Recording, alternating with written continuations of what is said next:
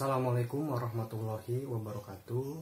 Kali ini Bapak akan menjelaskan materi tentang teks biografi. Nah, materi ini pun nanti akan muncul saat ujian akhir tahun kalian. Baik, apa saja yang akan muncul nanti? Nah, di hadapan kalian sudah Bapak tuliskan poin-poinnya. Yang pertama ada ciri-ciri dari teks biografi. Apa saja kira-kira ciri-cirinya? Nah, yang pertama, ciri khas dari teks biografi itu, nah, dia haruslah bersifat faktual. Jadi isinya harus berisi fakta-fakta tentang seseorang. Nah, yang kedua,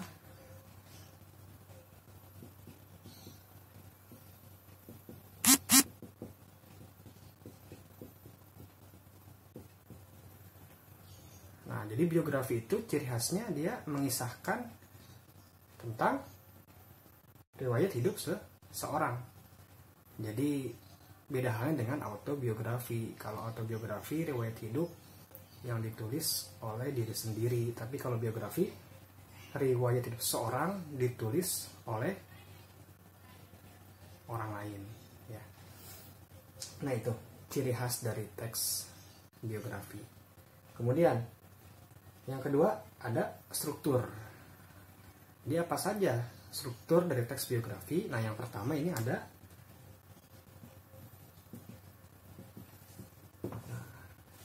orientasi. Nah, orientasi ini berisi pengenalan, cerita. Ya, dikisahkan siapa tokoh yang menjadi fokus pada biografi tersebut. Biasanya tokoh-tokohnya tokoh-tokoh yang punya pengaruh, ya, punya jasa biasanya. Nah, misal B.J. Habibie, Soekarno, nah, contohnya.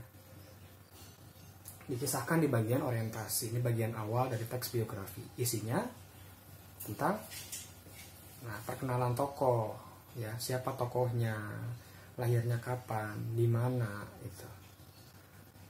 Jadi bagian awal dari teks biografi. Yang kedua ada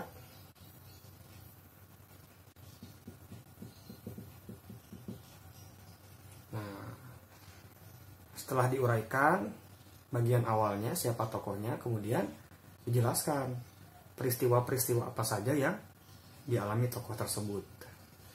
Nah, dari mulai sekolahnya di mana, pendidikannya, kemudian juga latar belakang keluarganya, sampai masalah-masalah yang pernah dihadapinya. Itu diungkapkan di bagian peristiwa atau masalah. Jadi kalau nanti muncul di teks, di naskah soal muncul penggalan tentang masalah-masalah yang dihadapi tokoh. Nah, itu masuk ke bagian peristiwa atau masalah. Ya, jadi mudah. Dan yang ketiga ada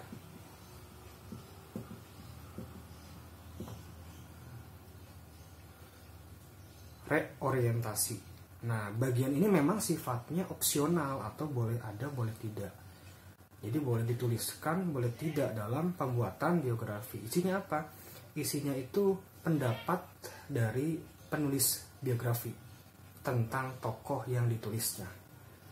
Nah, biasanya pendapat itu kan sifatnya subjektif, ya. Nah, tapi ketika kalian buat biografi, ingin mencantumkan pendapat kalian, haruslah netral. Jangan sampai kalian berbohong sehingga seolah-olah tokoh tersebut negatif atau terlalu positif sekali.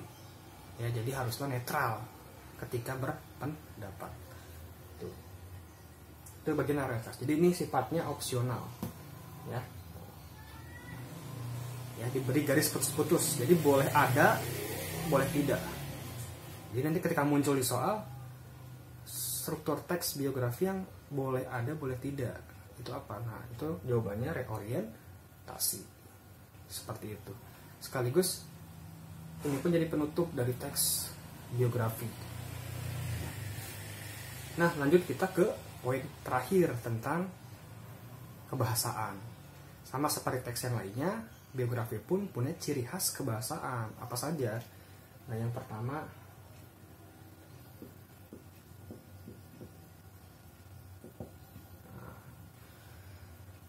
banyak ditemukan pronomina. Apa itu pronomina? Nah, pronomina ini kata ganti.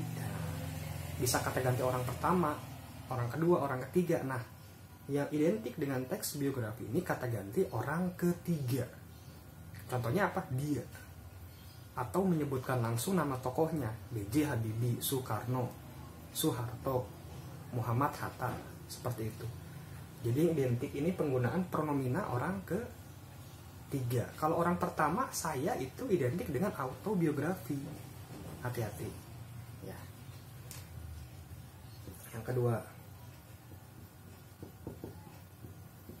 Nah, ini sering muncul di tiap teks, bahkan ada ya konjungsi atau kata hubung. Tapi yang identik dengan teks biografi ini konjungsi temporal atau konjungsi yang menyatakan waktu. Contoh kemudian, lalu, saat itu. Contohnya.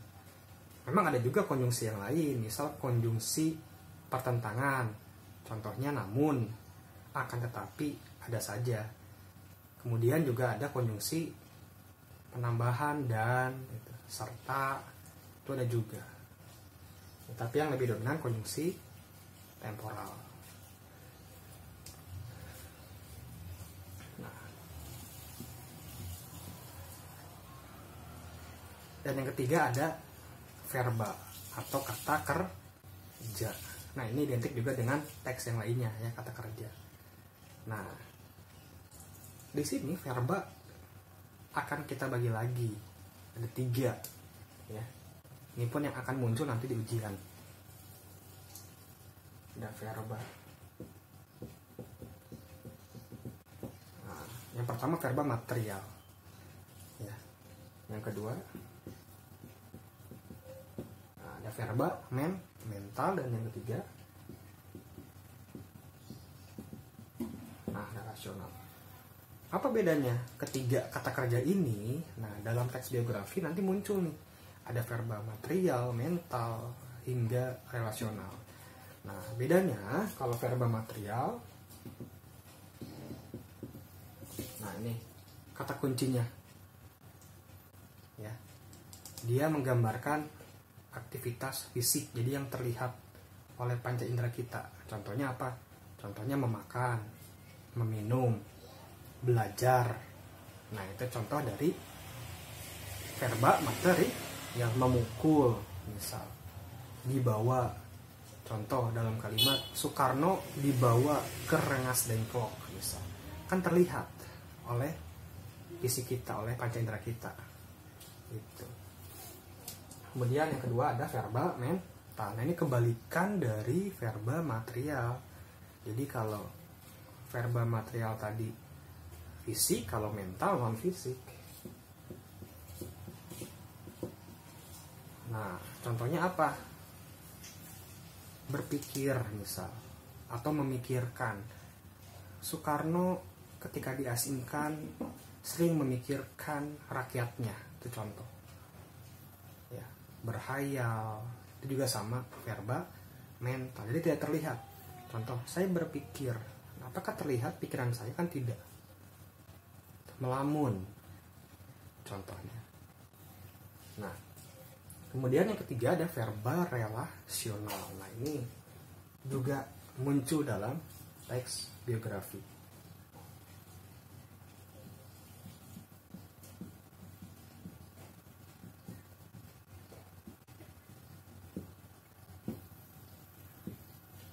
Nah, verba relasional ini gunanya untuk menghubungkan antara subjek dengan pelengkap ya.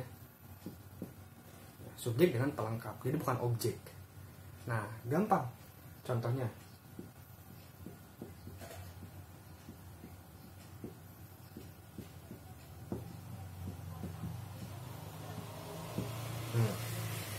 Soekarno adalah pahlawan. Mana subjeknya? Subjeknya. Mana predikatnya? Ini predikatnya. Ini ke verba. Ini pelengkap. Nah, jadi mana yang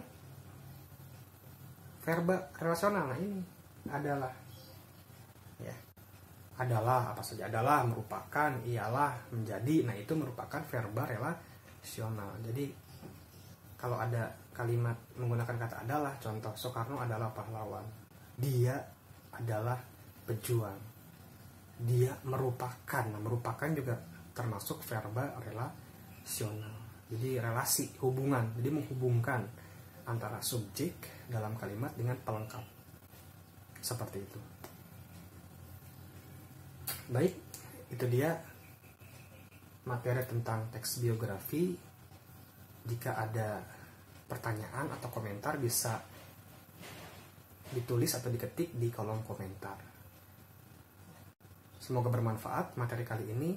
Silakan boleh kalian bagikan ke teman-teman kalian, dan tetap semangat belajar. Semoga kita semua dalam lindungan Allah Subhanahu wa taala, dikuatkan, disehatkan, tetap selamat ya di tengah kondisi yang saat ini memang bisa dibilang mengkhawatirkan. Ya, tetap jaga kesehatan. Jangan lupa subscribe, like, dan bagikan ke teman-teman kalian. Terima kasih. Assalamualaikum warahmatullahi wabarakatuh.